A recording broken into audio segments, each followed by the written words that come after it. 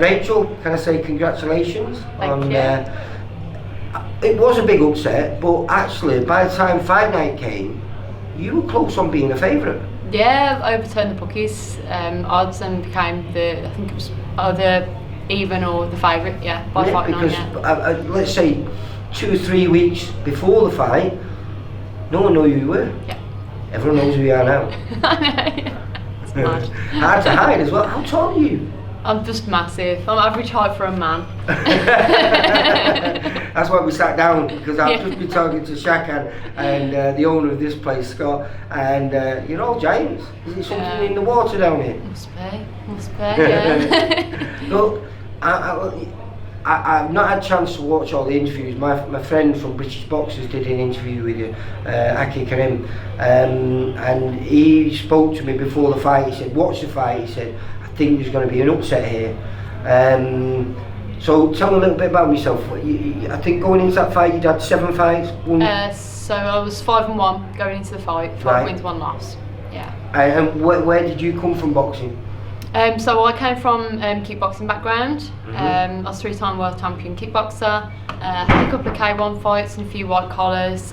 We decided to go pro boxing. We thought it was the best thing for my career at the time, and I think it was, yeah. And I know you're not supposed to ask a lady how old, but how old are you? I'm 29. 29. So fresh, so?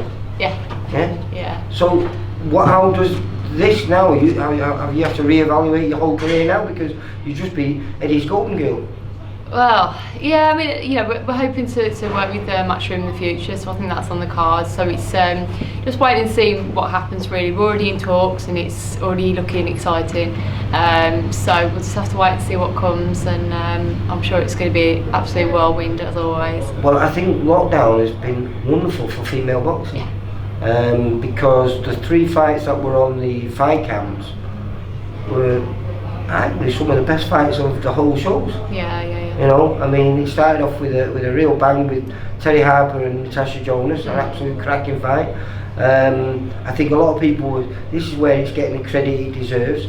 We're talking about it's not just being a good fight for female boxing, but that was just a good fight. Yeah, absolutely. And then we had U2, which was another great fight. Yeah. And then round it off, we had Katie Taylor. Yeah, and the one in America as well, with McCaskill and Cecilia Backhurst as well. I've not seen that yet. But I've just seen ones that I've been watching. Because normally we're out filming shows or at shows, and so I don't get a chance to watch boxing live. Yeah. And I weren't sure whether I was going to enjoy it, but I did. I really enjoyed it. And I know female boxing gets criticised for only being 2-minute rounds, but for me, that's what makes it exciting. Yeah. I was asked this question, by Eddie Hearn and Tony Bellew on a Zoom call. And he was expecting me to say 3-minute rounds, and I was like, no, I think 2-minute rounds is good. I think it's good for us, to just have an explosive fight. There's no time to take your foot off the pedal really with it. So yeah, I think it works good. Around ebbs and flows, because someone has a good thing, you've not got time to wait or set anything up. You just got to go back at it. So I think that's why it's been so entertaining. I've tried to my analysis of it is it's like watching 5-day, Test cricket, and 2020. They're 2 different sports. 2020, I can enjoy, but a 5-day Test match, I'm bored and I don't watch it. So for me, I think it's what keeps it exciting. Yeah. Maybe further down the line when there's maybe a thicker pool of female fighters, and maybe that might be the next step. I don't know. Yeah. But for me, it's what's making it great. Yeah, I think so. I think there's a lot of. I think there needs to be some more kind of research done about it. Obviously there are physiological and biological differences within women and men. We have less muscle and we have less oxygen, we've got less haemoglobin. That's a scientific fact, that's not me putting down women, that is just a scientific fact. So there's that to consider as well. So if we're doing 10 threes, are you going to see the best out of us? There's that to consider with how we are biologically. I think if something's not broke, don't try and fix it. And for me, it's just been took to a new level, female boxing now, and like I say, it's getting to the stage where we're not even saying female boxing now. I remember I was interviewing Rhiannon, and she just said, she's sick of people saying, "Oh, you're good for a girl." She just wants to be known as a good boxer, and she is. And I think as good as Jane Couch was, we're in a different era now. Yeah, she paved the way for us. She really without did. a doubt, without a doubt. And now it's becoming the norm to see women boxers. You know, so it's a brilliant time to. At the same, in one stance you want to celebrate and then be like, yeah, I'm a female boxer. This is what I'm about. Blah blah blah. But we also want to be recognised as just boxers. But I think we still have a responsibility to promote ourselves as female fighters, because I mean some people are very accepting of it, but we've still got idiots online saying, you know, don't agree with it. Online, yeah, you know how it is. But so yeah, on one flip of the coin, you know, we want to be seen as just boxers, but on the other hand, we've still got a long way to really push and promote the sport. So, you know, we're just trying to do both, really. Do you think you'll get out before Christmas now? I'm hoping so, yeah. Yeah. I haven't ballooned up in weight already, so you know. Is it going to be a rematch? If and when. Yeah, you know, if it happens, it happens. You know, I know she wants it, but unless she's changed her mind. So we'll just have to wait and see. But you know, I'm in a position where I can't take the fight because the public kind of wants it. At the same time, I've been there, done that. What's next for me? Yeah. You know, I'm not going to be boxing forever. You know, so you know, I need to do what's right for my career. So how long have you been competing then? In pros? No, I mean, because obviously a 3-time world champion kickboxer, you know, you must have, because I feel like kickboxing and, you know, the mixed martial arts, I think you can get good at boxing without having to be a child doing it, but I think with the discipline and the flexibility as well that you need with kickboxing, you have to start young. You know? I mean, I was young into martial arts. I was 7 when I started karate, then I was 17 when I first started kickboxing. So I've been kicking and punching all my life. It's like all so you've just become progressively more vicious, haven't you? Basically, yeah. yeah. So like I say, well, it's a bright future for you. I'm hoping so, yeah. I mean, I'm very, very determined.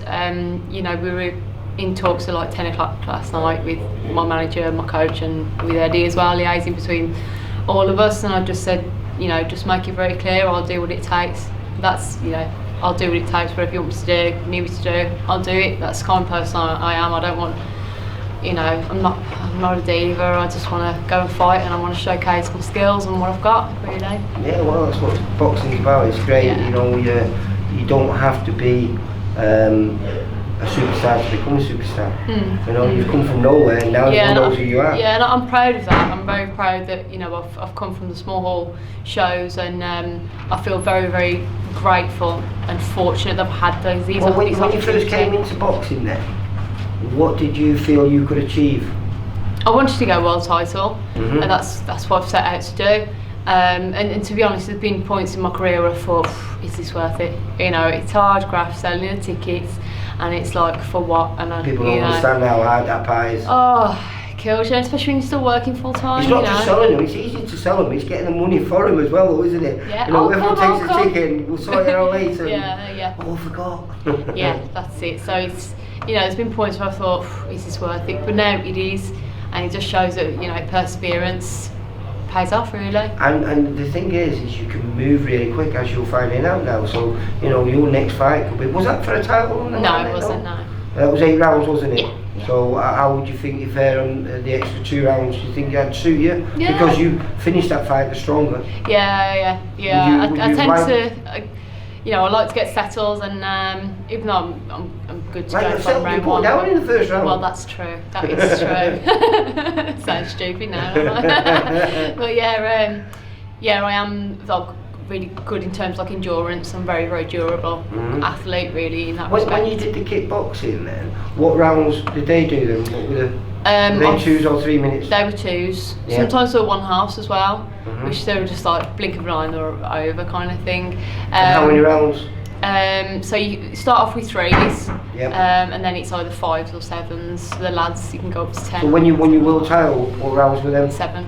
7? Yeah, so I've been doing the more rounds for a very, very long time. With the kickboxing then, what you're allowed to use then? Because it's different to Thai boxing, kickboxing, isn't it? Yeah, so kickboxing, it's kicks and punches above the waist and no knees. And then K1 is knees and kicks to the knee, like from the knee upwards basically. Right. And then Thai boxing is with the elbows as well. Brutal. Yeah. Never thought of the old mixed martial arts then? I have tried it, but it just doesn't feel like it's for me, if I'm honest. So I've got long hair, it gets stuck everywhere, and you know, you got to have your nails dead short, and it just didn't feel for me. I couldn't quite grasp it. They're like, right, you got to move your arm over here, and so that proves that you're game for trying anything then? Yeah, you know, I have tried it, and it's good. You know, if someone come and attack me on the street, I think I'd be pretty handy. Do you know what I mean? It's as close as you can get to street fighting. Yeah. You know, so I think, you know, at least it means I can handle myself. Because yeah, of course, it is a sport, but you know, I feel, you know, it's also like a form of protection for myself. You know, if anything happened on the street. Well, why did you first get into karate then? My dad used to watch Bruce Lee films and Jackie Chan and stuff like that, and I just wanted to be like a ninja. Have you always been a tomboy then, from being a young girl then? And I've always just been very into sports. Yeah. You know, I've always been very feminine and like hair, nails, eyelashes and stuff like that. You know, I wasn't like one of these teenagers who was, you know, well into makeup and stuff like that. Like people going down the discos, and I wanted to go to my karate class. You know, that was just where I wanted to be. So yeah, I'm glad I did that way, really. Yeah. Well, listen, I think it's been brilliant. I'm going to say a massive eye-opener for anyone who wasn't interested in female boxing. I think they are now, because I don't think there have been any bad comments. Those 3 fights on the Matchroom shows have been phenomenal, and I say you finished that fight brilliantly. And I look forward to either a rematch or whatever comes next. But whatever comes next could be another world title for you. Cross fingers, I've got space in my cabinet at home. Okay, Rachel, it's been a pleasure. Take care. Thank you very much. Thank you. Thank Bye. For all boxing info, news and latest interviews, amateur and pro, across the north, click and subscribe. VIP Boxing Promotions. Also, Twitter, Instagram and Facebook.